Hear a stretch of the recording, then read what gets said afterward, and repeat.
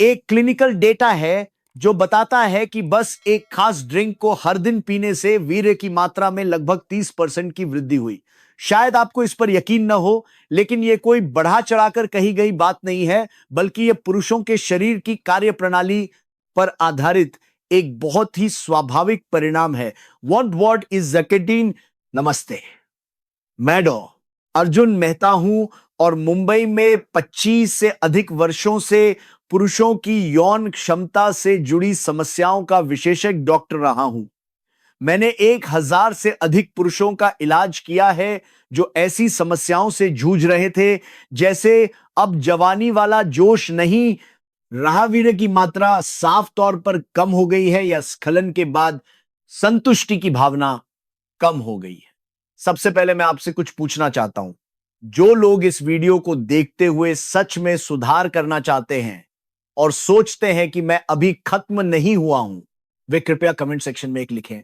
और जो लोग सोचते हैं कि अभी स्थिति गंभीर नहीं है लेकिन भविष्य के लिए जानना चाहता हूं, वे 0 लिखें। यह सिर्फ एक नंबर है, लेकिन यह अपने शरीर का सामना करने के आपके संकल्प का संकेत है।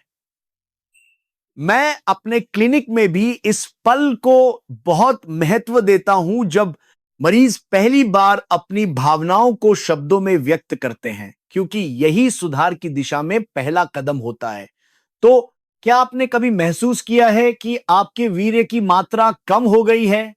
ज्यादातर पुरुष शुरुआत में इसे यह सोचकर नजरअंदाज कर देते हैं कि शायद यह मेरा वहम है, लेकिन जैसे जैसे समय बीतता है उन्हें लगने लगता है कि नहीं, यह पहले जैसा नहीं है, धार है, कमजोर है या रंग हल्का लगता है। जब ये छोटे छोटे संदेह जमा होने लगते हैं तो मन में एक बेचैनी होने लगती है। ये एक ऐसी बात है जो किसी से नहीं कही जा सकती, अपनी पत्नी को भी बताना मुश्किल होता है। यह एक पुरुष के रूप में आत्मविश्वास को हिला देता है। वास्तव में क्लिनिक में जब पुरुष पहली बार अपनी समस्या बताते हैं तो वे अक्सर यही कहते हैं, मैं ये बात किसी से नहीं कह सका और लंबे समय तक अकेले ही इस बोझ को ढोता रहा। वीर्य की मात्रा का मुद्दा सिर्फ निकलने या न निकलने का नहीं है। यह एक आईने की तरह है जो यह दर्शाता है कि एक पुरुष का शरीर कितना स्वस्थ है, हार्मोन ठीक से काम कर रहे हैं या नहीं, और रक्त प्रवाह पर्याप्त रूप से पहुंच रहा है या नहीं। दूसरे शब्दों में, वीर्य की मात्रा में कमी शरीर द्वारा भेजा गया एक शांत एसओएस संकेत है। कुछ लोग इसे उम्र का तकाजा मानकर छोड़ देते हैं, लेकिन वास्तव में यह खराब जीवन शैली, तनाव, नींद की कमी, मामूली पोषण की कमी और हार्मोनल असंतुलन का नतीजा होता है जो एक दिन सतह पर आ जाता है। यही वीर्य की कमी के रूप में दिखाई देता है। लेकिन मैं यहां आपको दृढ़ता से बताना चाहता हूं कि जो कम हो गया है उसे वापस पाया जा सकता है। 60 या 70 की उम्र में भी अगर शरीर को ध्यान से ठीक किया जाए तो वीर्य की मात्रा में सुधार के मामले असामान्य नहीं है। मैंने अपने क्लिनिक में कई बार यह बदलाव देखा है। एक 60 वर्षीय पुरुष की मात्रा काफी कम हो गई थी, स्खलन के बाद का आनंद भी कम हो गया था और वह अपने वैवाहिक संबंधों में आत्मविश्वास खो चुके थे। लेकिन अपनी जीवन शैली में सुधार करके और उस ड्रिंक को अपनाकर, जिसके बारे में मैं आज आपको बताने जा रहा हूं, 3 महीने बाद की जांच में उनकी वीर्य की मात्रा पहले की तुलना में 4 गुना बढ़ गई थी। वह खुद सबसे ज्यादा हैरान थे और उन्होंने लगभग रोते हुए कहा था, तो इसका मतलब है कि मैं अभी खत्म नहीं हुआ था। मुझे आज भी उनका वह चेहरा याद है। जब वीर्य कम होता है तो पुरुषों को लगता है कि वे अपना मूल्य खो रहे हैं। यह कोई हंसने वाली बात नहीं है, बल्कि यह पुरुषत्व से इतनी गहराई से जुड़ा हुआ है कि इसका सामना करने में डर लगता है। लेकिन अगर डर का कारण पता चल जाए तो समाधान का रास्ता जरूर मिल जाता है। आज के वीडियो में मैं उस रास्ते को चिकित्सा सबूतों और वास्तविक नैदानिक अनुभव के आधार पर यथासंभव सरल तरीके से समझाऊंगा। पहले भाग में हम बात करेंगे कि वीर्य की मात्रा क्यों कम होती है और आपके शरीर के अंदर क्या हो रहा है। दूसरे भाग में हम जानेंगे कि आप इसे कैसे वापस पा सकते हैं, वो कौन सा ड्रिंक है जिसने वास्तव में कई लोगों पर असर दिखाया है और उसे अपनी जीवन शैली में कैसे शामिल किया जाए। शायद ये सब सुनकर आपको लग रहा होगा कि क्या सच में ऐसी छोटी सी चीजें कोई बदलाव आ सकता है, लेकिन शरीर ईमानदार होता है। यदि आप सही ज्ञान प्राप्त करते हैं और सही क्रम में प्रयास करते हैं तो ये निश्चित रूप से जवाब देगा। उम्र कोई मायने नहीं रखती। 60 और 70 की उम्र में भी कई लोगों ने सुधार किया है। इसलिए अस्थाई चिंता को अपने मन पर हावी न होने दे। तो चलिए अगले भाग में हम पहले यह समझेंगे कि वीर्य क्यों कम होता है, जैसे कि हम आपके शरीर के अंदर झांक रहे हो। इसे समझने के बाद दूसरे भाग में बताए गए सुधार के कदम आपको तुरंत समझ में आ जाएंगे। कृपया वीडियो को अंत तक देखें। अब हम बात करेंगे कि वीर्य क्यों कम हो जाता है, लेकिन मैं आपको लंबी और जटिल प्रक्रियाओं के बारे में बताकर बोर नहीं करूंगा। आप वास्तव में यह जानना चाहते हैं कि इसे कैसे ठीक किया जाए। इसीलिए इस भाग में मैं केवल मुख्य बिंदुओं को संक्षेप में बताऊंगा ताकि आप जल्द से जल्द सुधार की दिशा में आगे बढ़ सकें।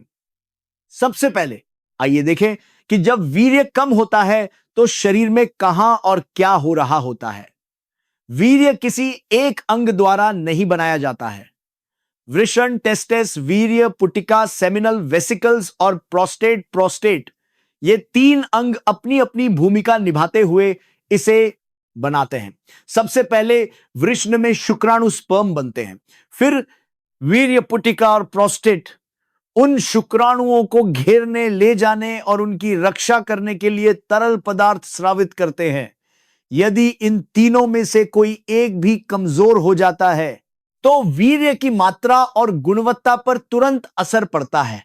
तो इनकी शक्ति कमजोर क्यों हो जाती है? सबसे बड़ा कारण पुरुष हार्मोन टेस्टोस्टेरोन में कमी है।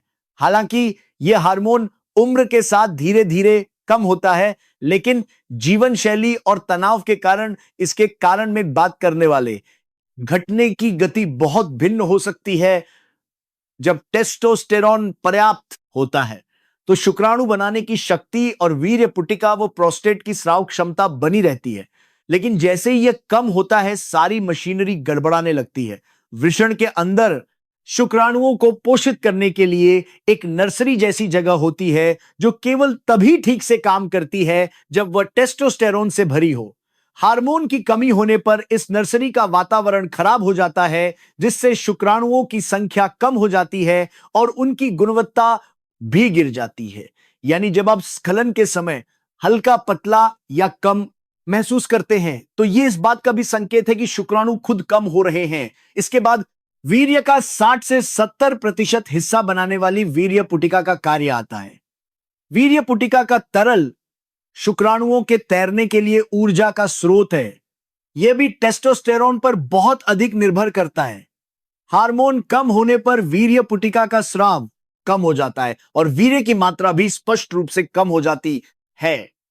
वास्तव में जब हम क्लिनिक में जांच करते हैं तो बहुत से मामलों में वीर्य की मात्रा में कमी सीधे वीर्य पुटिका की कार्यक्षमता में गिरावट से जुड़ी होती है।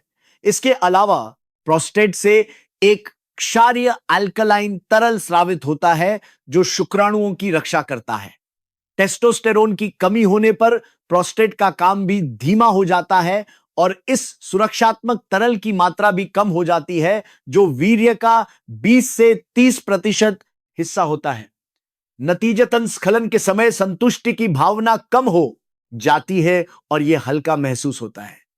अब तक हमने मुख्य रूप से हार्मोन की बात की, लेकिन एक और बड़ा कारण है रक्त प्रवाह में कमी। वृषण और प्रोस्टेट दोनों तभी ठीक से काम करते हैं जब उनमें पर्याप्त रक्त प्रवाहित होता है। उम्र, व्यायाम की कमी, तनाव, लंबे समय तक बैठे रहना, मीठे और मैदे वाले भोजन की अधिकता और पेट की चर्बी का बढ़ना, ये सभी आधुनिक जीवन शैली की आदतें वृषण में रक्त के प्रवाह को धीरे धीरे खराब करती हैं। जब रक्त प्रवाह खराब होता है तो पोषक तत्व और ऑक्सीजन नहीं पहुंच पाते और शुक्राणु तथा स्रावी तरल का निर्माण नहीं हो पाता। वास्तव में 60 के दशक में एक मरीज केवल वीर्य की कमी की शिकायत लेकर आए थे। लेकिन जब हमने आगे जांच की तो हमें हल्का उच्च रक्तचाप, ब्लड शुगर में गड़बड़ी, नींद की खराब गुणवत्ता और पेट की चर्बी में वृद्धि मिली। यानी वीर्य की कमी इस बात का संकेत थी कि उनका शरीर धीरे धीरे खराब हो रहा था। वीर्य बहुत संवेदनशील होता है और शरीर की समस्याओं को सबसे पहले दर्शाता है। इसके अलावा धूम्रपान और अत्यधिक शराब का सेवन वीर्य के लिए सबसे खराब संयोजन है। सिगरेट रक्त वाहिकाओं को नुकसान पहुंचाती है और शुक्राणु के डीएनए को चोट पहुंचाती है। अत्यधिक शराब हार्मोन स्राव को बाधित करती है और प्रोस्टेट व वीर्य पुटिका के कार्यों को धीमा कर देती है। ये आदतें व्यक्ति की सोच से कहीं ज्यादा मात्रा में कमी का कारण बनती हैं। अब तक की बातों को संक्षेप में कहें तो वीर्य की कमी के 3 मुख्य कारण हैं। 1, टेस्टोस्टेरोन में कमी। 2, रक्त प्रवाह में गिरावट। और 3, वीर्य पुटिका और प्रोस्टेट के कार्यों का कमजोर होना। यदि आप महसूस कर रहे हैं कि आपकी मात्रा कम हो गई है तो संभव है कि इन तीनों में से कई कारण एक साथ काम कर रहे हों। लेकिन चिंता न करें, भले ही कारण जटिल हो, सुधार का रास्ता आश्चर्यजनक रूप से सरल है। शरीर ईमानदार है, अगर आप उसे ठीक करेंगे तो वो जरूर जवाब देगा। तो अगले भाग में मैं वीर्य को वापस पाने के लिए एक पौष्टिक और प्रभावी पेय के बारे में और उसे अधिकतम लाभ के लिए अपनी जीवन शैली में कैसे शामिल किया जाए, इस पर विस्तार से और सरल तरीके से बात करूंगा। यहीं से आपके शरीर में बदलाव की असली शुरुआत होगी। अब हम बात करेंगे कि वीर्य की मात्रा और गुणवत्ता को ठीक से वापस पाने के लिए कौन से पोषक तत्व आवश्यक हैं और अधिकतम प्रभाव के लिए उन पोषक तत्वों को कैसे जोड़ा जाए। लेकिन चिंता न करें, मैं आपको पोषण विज्ञान का कोई मुश्किल लेक्चर नहीं देने वाला। मैं केवल आवश्यक बातें बताऊंगा ताकि आप आज से ही इसे लागू कर सकें, और वो भी व्यावहारिक रूप से। सबसे पहले मैं चाहता हूं कि आप ये जान लें कि वीर्य बढ़ाने का मतलब केवल मात्रा बढ़ाना नहीं है। इसका मतलब है शुक्राणुओं के लिए एक स्वस्थ वातावरण बनाना, शुक्राणुओं को नुकसान से बचाना और शुक्राणुओं के निर्माण के लिए आवश्यक सामग्री की पूर्ति करना। जब ये तीनों चीजें एक साथ पूरी होती हैं, तभी आपको स्खलन के समय ये महसूस होता है कि हां, ये वापस आ गया है। इन तीनों का आधार पोषण है, ये कोई दवा नहीं है। भोजन और पेय पदार्थों में पाए जाने वाले प्राकृतिक पोषक तत्व समय के साथ आपके शरीर को निश्चित रूप से बदलते हैं। तो कौन से पोषक तत्व महत्वपूर्ण हैं, बस इसे स्पष्ट कर लेने से आपके प्रयास बहुत अधिक प्रभावी हो जाएंगे। सबसे पहले इंक जिंक अनिवार्य है। यह शुक्राणु निर्माण और टेस्टोस्टेरोन के संश्लेषण दोनों के लिए एक आवश्यक खनिज है। इनकी कमी से शुक्राणुओं की संख्या कम हो जाती है, उनकी गतिशीलता कम हो जाती है और वीर्य की मात्रा भी स्पष्ट रूप से घट जाती है।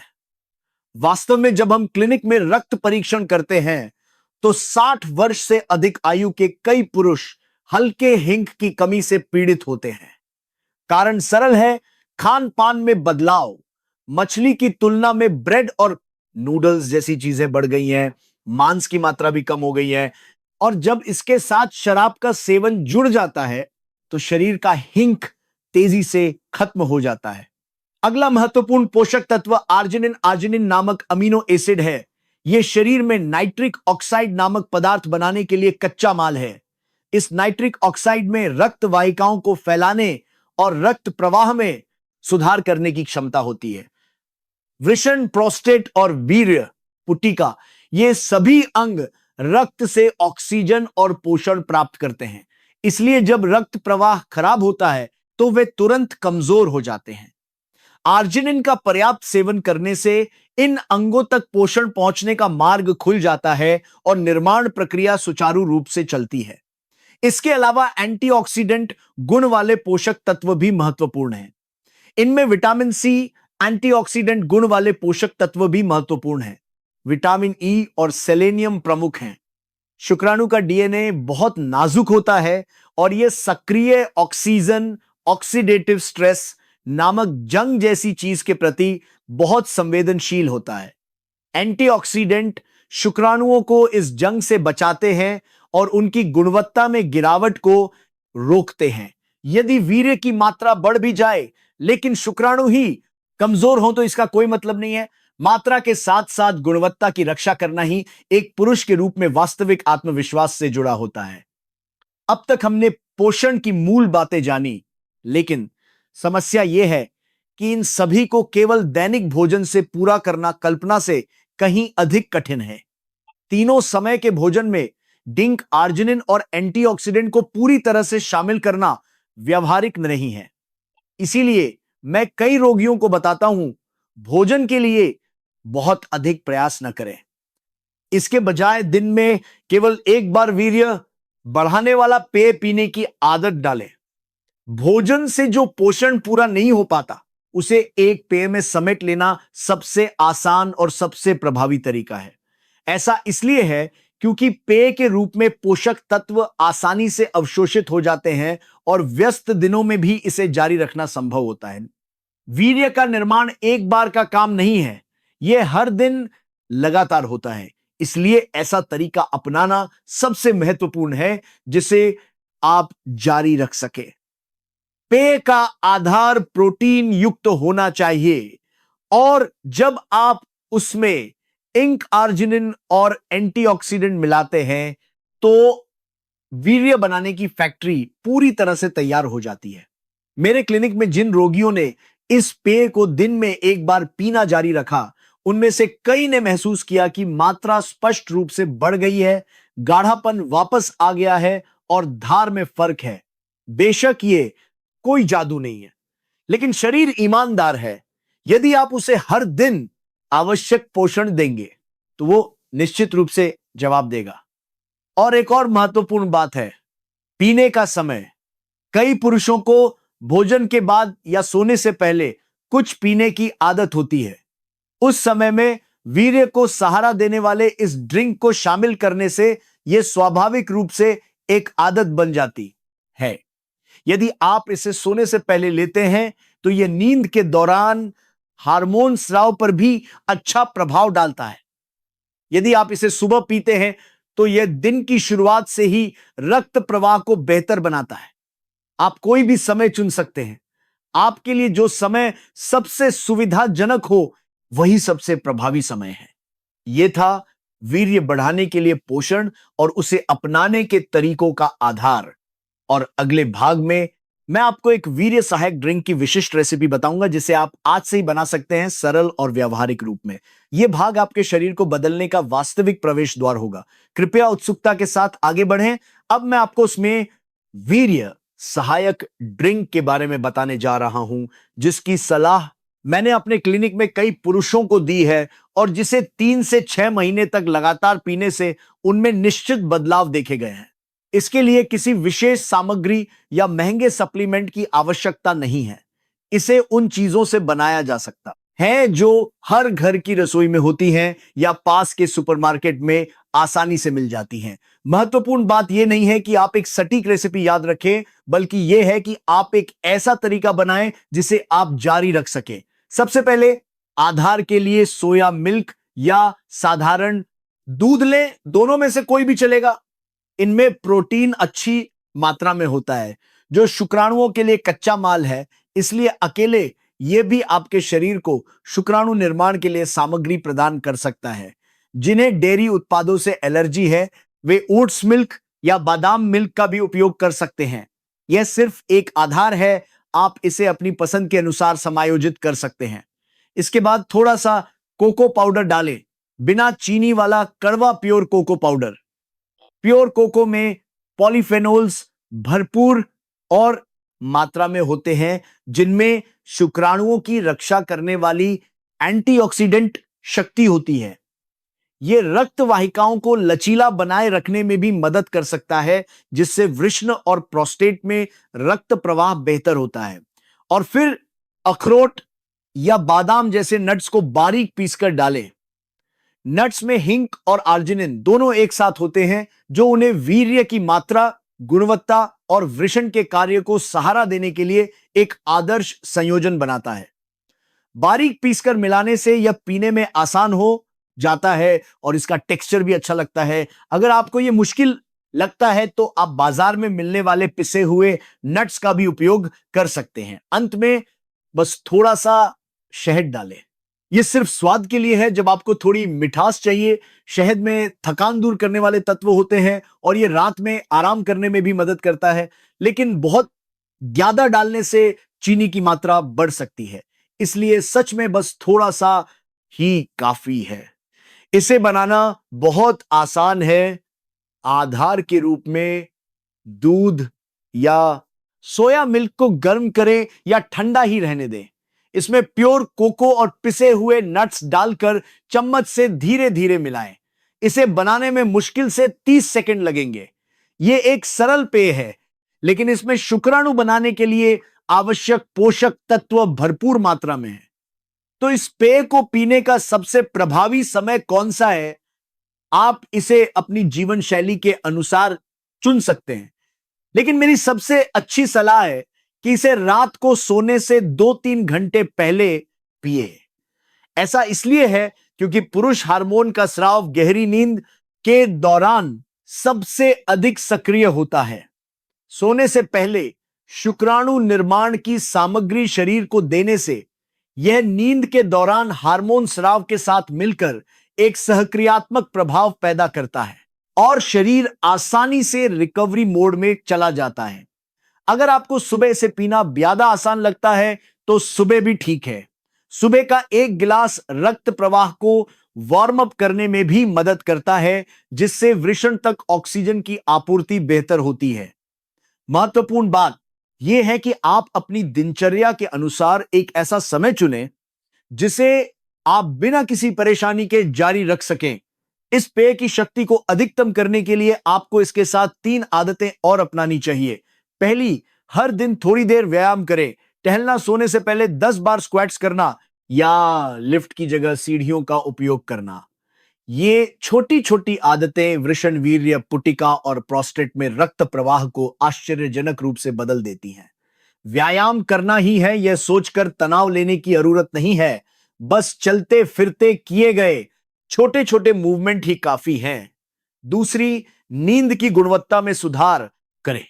देर रात तक स्मार्टफोन की रोशनी में रहने से टेस्टोस्टेरोन का स्राव निश्चित रूप से कम होता है।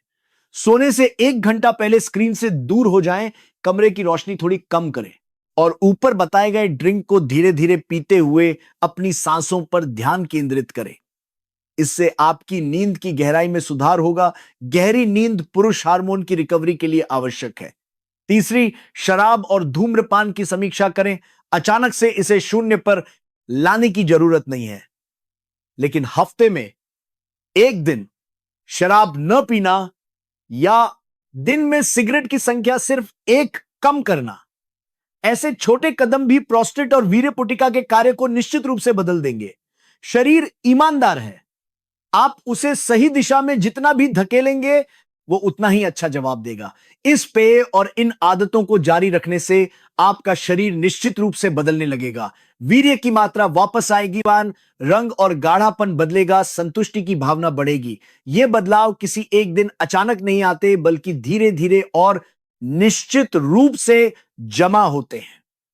और यह बदलाव आपके मन को भी प्रभावित करेगा। आपके अंदर से यह गहरी भावना जागेगी कि मैं अभी खत्म नहीं हुआ हूं। अगर आज की बातें सुनकर आपको थोड़ा भी लगा है कि चलो इसे आजमाते हैं, तो यह इस बात का सबूत है कि आपने पहला कदम उठा लिया है। यदि आप चाहें तो एक बार फिर कमेंट सेक्शन में 1 या 0 लिखें। यह सिर्फ एक नंबर नहीं है, बल्कि अपने शरीर पर एक बार फिर से विश्वास करने की एक छोटी सी घोषणा है। घर बैठे सेहत पर हम भविष्य में भी उन पुरुषों के लिए चिकित्सा प्रमाणों पर आधारित जानकारी लाते रहेंगे जो 60 या 70 की उम्र में भी हार नहीं मानना चाहते। एक डॉक्टर के रूप में मेरे लिए इससे बड़ी कोई खुशी नहीं होगी यदि आज का यह वीडियो आपके शरीर और जीवन को एक बार फिर सकारात्मक दिशा में ले जाने का एक इक्का के बने। अगले वीडियो में फिर मिलेंगे।